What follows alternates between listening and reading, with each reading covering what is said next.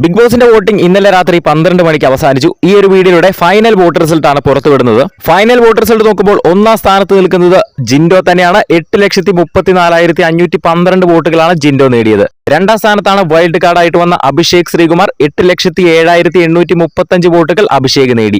മൂന്നാം സ്ഥാനത്താണ് ശ്രീതു കൃഷ്ണൻ. 7,79,647 വോട്ടുകളാണ് ശ്രീതുവിന് നേടാൻ കഴിഞ്ഞത്. നാലാം സ്ഥാനത്താണ് ഋഷി. 6,08,384 വോട്ടുകൾ ഋഷി നേടി. അഞ്ചാം സ്ഥാനത്താണ് നോറ ഫിനിഷ് ചെയ്തത്. 4,39,236 വോട്ടുകൾ നോറ നേടി. ആറാം സ്ഥാനത്താണ് അൻസിബ ഉള്ളത്. 4,25,725 വോട്ടുകളാണ് അൻസിബ നേടിയത്. ഏഴാം സ്ഥാനത്താണ് ശ്രീരേഖ. 4,24,823 വോട്ടുകൾ ശ്രീരേഖ നേടി. എട്ടാം സ്ഥാനത്താണ് ശരണ്യുള്ളത്. 4,23,121 വോട്ടുകളോടെ ശ്രീരേഖയുടെ തൊട്ടു പിന്നാലെ തന്നെയുണ്ട് ശരണ്യ. വോട്ടിംഗ് തുടങ്ങിയപ്പോൾ മുതൽ ഏറ്റവും അവസാന സ്ഥാനത്തായിരുന്നു ജാൻമണി. ഇപ്പോഴും ഏറ്റവും അവസാന സ്ഥാനത്ത് തന്നെ തുടരുകയാണ്. 3,99,937 വോട്ടുകളോടെ ഏറ്റവും പിറകിൽ നിൽക്കുകയാണ് ജാൻമണി.